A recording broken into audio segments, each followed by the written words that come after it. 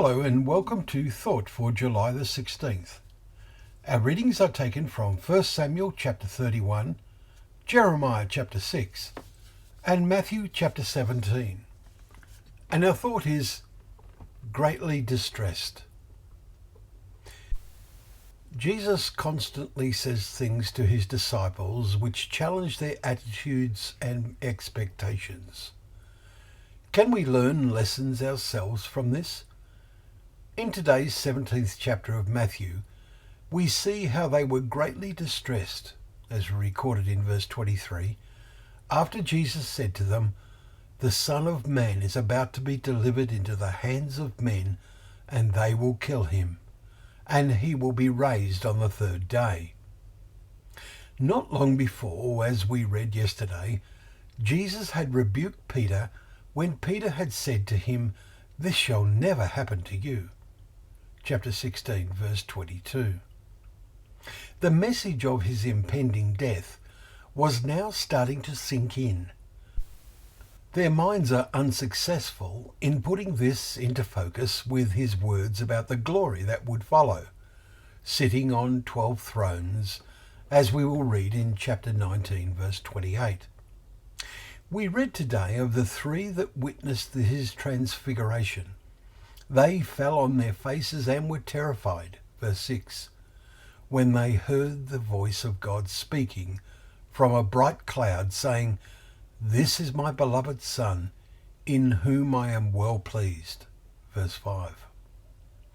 Such is our human nature.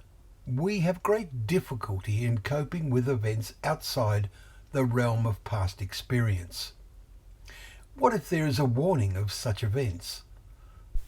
The women who accompanied Jesus were somewhat better in coping with his tragic death than any of the 12, and they were the first to visit the tomb and accept that he was wondrously raised again and now had an immortal body.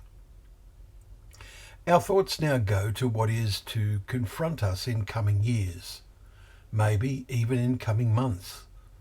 We will be greatly distressed when, as we will soon read in chapter 24, verses 27 and 29, as the lightning from the east, so will be the coming of the Son of Man.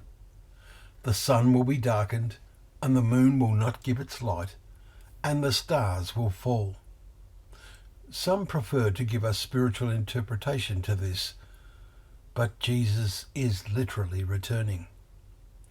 Are we confident we will not be like the disciples, but will have a strong and confident faith, anticipating the moment he will send out his angels and they will gather his elect? Verse 31.